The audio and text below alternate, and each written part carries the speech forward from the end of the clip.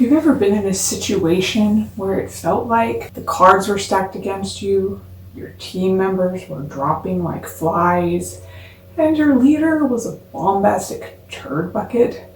Well, you might have something in common with the paratroopers of Assault Group Granite, who in around 36 hours successfully raided the largest fort in the world, and they were outnumbered 14-1. This video is a request by a viewer and is a prequel to my Eben-Emael video, which I'll link here. Eben-Emael was Belgium's equivalent to the Maginot Line in that it was their fear response to Germany after the bloody trench battles of World War I.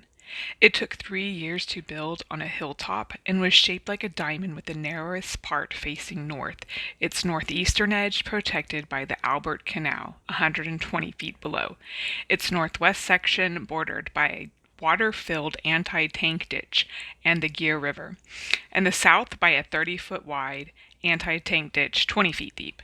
The fort was the size of 150 football fields. It possessed only one entrance through Block 1.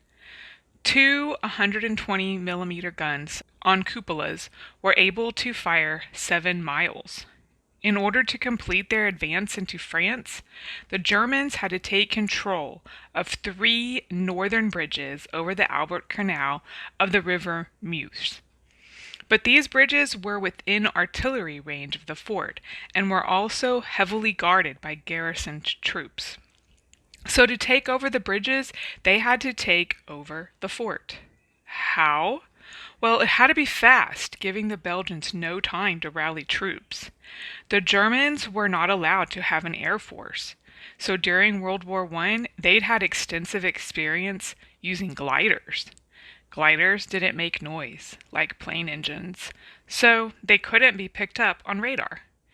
German glider model DFS-230 could carry 8 soldiers, a pilot, and several rounds of ammunition, and was towed by the U-52 Juker, a 3-engine craft developed from a German passenger plane. Once its tow cable was released, the glider could fly 12 miles and make an accurate pinpoint landing.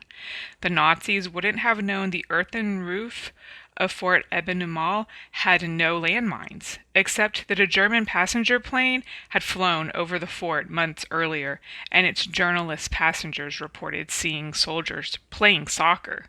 This information was relayed to Hitler by Luftwaffe General Kurt Student. At 00:30 hours on May 10, 1940, anti-aircraft artillery soldiers alerted Belgian Major Jean Jotron in his headquarters in village Eben-Emael that German paratroopers were seen floating down from the skies. Jotron had received so many false alarms lately, he wasn't concerned initially. He arrived at the fort anyway, where the 700 or so soldiers were getting into position. The rest, around 250, could be summoned from nearby Vonk by firing 20 blank rounds from Cupola Nord. But the gun crew was busy emptying the administration offices near Blockhouse 1, so they couldn't. At 02:30, when they were finally able, the mechanism jammed, interrupting the sequence, confusing the soldiers who were supposed to respond. Squad 1, led by Sergeant Niedermeyer, staggers as it slides across the grass, ending with a damaged wing, but all the occupants survive and race towards Maastricht 2. Niedermeyer climbs up to the Eben 3 observation dome and detonates a 50-kilogram charge, killing 2 of the Belgians inside. Hold it, a 50-kilogram charge? What's that, you may wonder? Well, it was an unlined shaped charge with an explosively formed penetrator using kinetic energy to focus its effect. Clear as mud, right? Yeah. Well, let's suffice to say the Belgians were unfamiliar with this weapon and its effects, and the things were light enough to be carried around all day. Another 12.5-kilogram charge is placed on the left-hand 75mm gun, and the blast destroys both the gun and 2 more Belgian defenders. Niedermeyer and his squad make their way inside wearing gas masks. Maastricht 2 is now secured by the paratroopers. Squad 2 accidentally lands in Germany. They'd intended on disabling Cupola 120, the heaviest gun of the fort, but more on that later. Squad 3, led by Sergeant Arendt, circles the fort 3 times and then halts just 25 meters from Maastricht 1. Swarming the position, Arendt and his men are unable to place a 50-kilogram charge on the curved concrete. Instead, they detonate a 12.5-kilogram charge under the 75-millimeter gun on the left.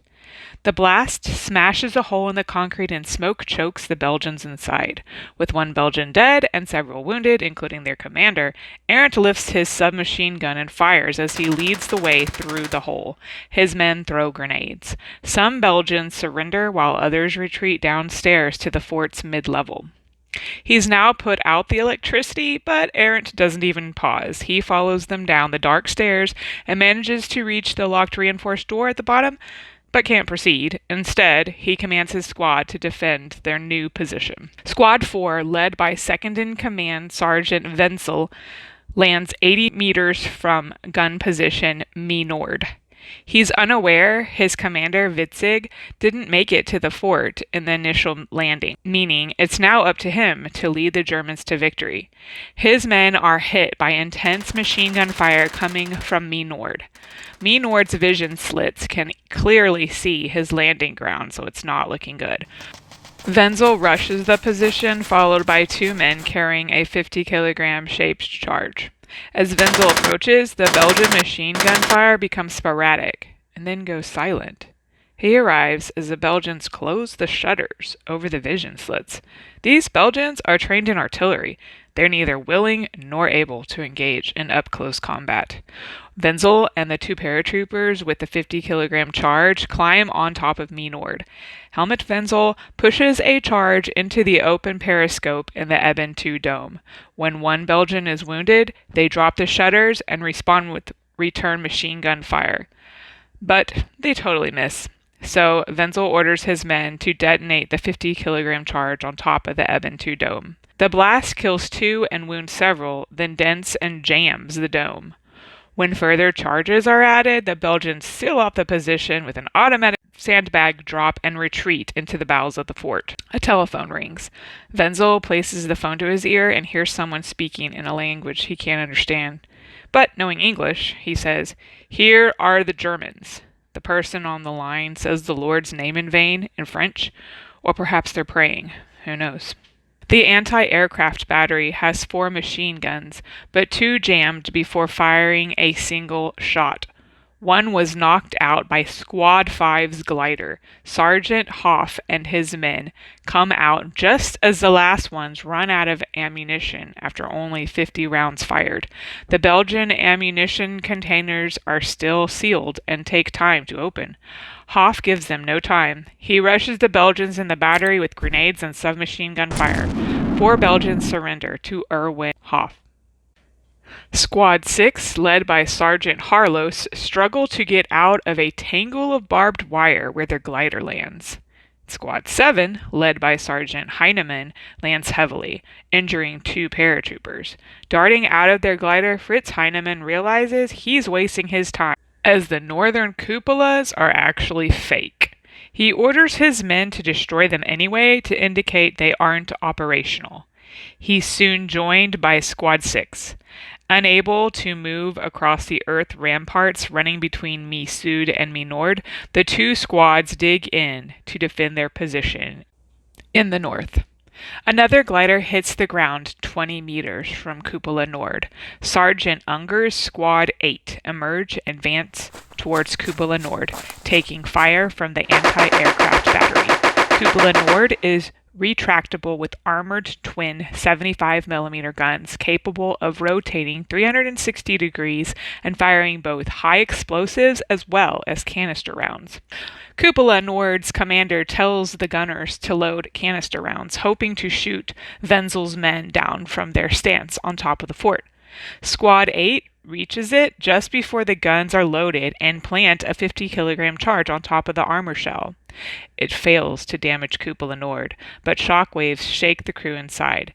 Seconds later, Unger places a 12.5 charge on the door to the blockhouse, and it smashes it in.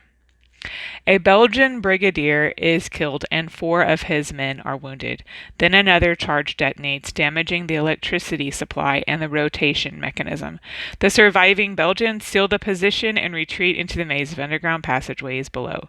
With W.Rebel out of action, Unger and Hoff unite and take on the remaining Belgians in the AA battery. 2 Germans are cut down in the advance, the first German casualties of the battle. One of the dead is Squad 8's commander, Otto Unger. Unwilling to take such casualties again, the Germans decide to walk behind Belgian prisoners and advance towards Block 4. It's illegal to do this, but it's effective. They detonate a hollow charge which destroys the observation dome. Blockhouse 4 is now useless. Squad 9, led by Sergeant Newhouse, lands at Misud, close to the barbed wire, and they must cut through it. A flamethrower prepares to take out Misud, but when they reach the bunker, the Belgians have closed the shutters. Once again, these artillerymen are unwilling to fight the paratroopers face to face. Squad 9 tries to place a 12-point charge on top of the embrasure, but it doesn't fit correctly. So instead, they go for the submachine point, destroying it completely. Peering into the hole left by the explosives, the paratroopers see the Belgian soldiers have fled. Squad 9 has successfully secured Misud. It's only been 20 minutes, and 5 of the fort's gun emplacements, as well as its anti-aircraft battery, are destroyed or captured, for only 2 dead and 12 wounded Germans. However, now they must try and keep the Belgians garrisoned inside, whilst also taking out remaining positions. Joltron radios the forts at Barchon and Pontis, who began to shell the top of the fort. Cupola Sud also fires shots which land near Maastricht too, but that doesn't do anything because most of the paratroopers are undercover or inside the bunkers of the fort. At this point, another glider, Squad 10, led by Sergeant Hube, arrives in the middle of the fort, providing Granite's reserve and finally its equally important radio. Wenzel finds out that their commander, Rudolf Witzig, hasn't made it to the fort. But German tactics doctrine allows Wenzel to operate without orders from superiors, so he simply assumes command. Setting up his headquarters inside Minord, he radios Major Cook at 0442 hours. Target reached, he says, everything in order. At 0450 hours, Ju 87 Stuka dive bombers spot the swastikas over positions on the fort. They decide to pound the outer defenses rather than risk hurting their own men. But despite the efforts of the paratroopers, Cupola Sud, Vice 1, Vice 2, and Cupola 120 are still operated by the Belgians. Wenzel must keep the remaining Belgian defenses from recovering. Wenzel's soldiers engage Vice 1. A 12.5 kilogram hollow charge destroys the gun position in the Belgians' retreat below. At 0535 hours, Hoff and Squad 5 assault Cupola Sud and detonate a 50 kilogram charge on the position. Believing they've accomplished their objective, Squad 5 leaves and the Belgians attempt to repair the damage. As the Germans regroup, bombers fly over the fortress and drop 2 badly needed ammunition containers. Wenzel sends Belgian prisoners out into the melee of Belgian artillery fire to retrieve them. All this time, there's been no fire from Cupola 120, which had been the missing Squad 2's objective. The Germans hadn't even realized that Cupola 120 was still active. From inside Cupola 120, Commander Maréchal de Cremer fires on some Germans with his rifle, wounding 1 paratrooper and a Belgian prisoner. Placing 1 kilogram charges down the barrels, the Germans pop open the breeches of the gun and cause the Belgians to retreat into the fortress. The only active gun position now is Vice 2, but it's ineffectively firing random rounds to the south. At 0630 hours, Sergeant Errant Squad 3 sets a 50 kilogram charge ready to blow Blockhouse 2 to pieces. Suddenly, 1 Belgian officer leads several riflemen out of Blockhouse 1. And as Blockhouse 2 explodes, the men turn around and run back inside. Joltron orders a second counterattack, but that also amounts to nothing, much to his frustration. Kremer hasn't given up. Inside Cupola 120, his men are trying to repair the gun emplacement. Cupola 120 turns once more. But as it turns, sitting astride its dome is Corporal Gretschka of Hoff's Squad 5. And he's drunk. He's filled his canteen with schnapps instead of water for the wounded. He isn't wounded, but has consumed schnapps. The Belgians inside Cupola 120 have repaired the right-hand 120mm gun and are turning the cupola to fire. But Major Joltron is unable to get permission from his superiors and therefore can't order the gun to fire. German infantry across the Meuse River are sitting ducks, but Kremer can do nothing. At 08:30 hours, another glider lands near Hube's reserve glider. Commander Witzig and Troop 11 have finally arrived after being forced to land in Germany due to a snapped tow rope. Now, Witzig is back in command of his unit and quickly orders Granite to put 120 out of action for good. All Granite's objectives are now either destroyed or in German hands, but ammunition, water, and supplies are short. Nobody knows when they'll be relieved. 1100 was the planned time that Pioneer Battalion 51 and the Infantry Regiment are to reach the fort, but because of the destroyed bridges, they don't arrive in time. Belgian reinforcements arrive from Vonk, but they're exhausted from constant shelling. Many of them have deserted, and only 15 men make it to the fort. Belgian counterattacks by units untrained in the art of infantry assaults are beaten back several times throughout the day. Witzig sees Pioneer Battalion 51 of the 44th Panzer Division attempting to cross the Albert Canal in the afternoon. They're stopped by heavy Belgian fire coming from Canal Nord. To assist the relieving forces, Squad 6, led by Sergeant Harlos, assaults the blockhouse covering the canal. Lowering 50-kilogram charges on rope, explosions blast the outside of the blockhouse, but do little to the concrete or the defenders inside. Battalion 51 waits for nightfall and makes it across to join the paratroopers at Eben-Emael. Choked inside their fortress by smoke and chlorine fumes from smashed disinfectant containers, many of the defenders lose hope. Cupola Sud, recovered from Squad 5's assault, continues to sporadically resist, as do other areas of the fort.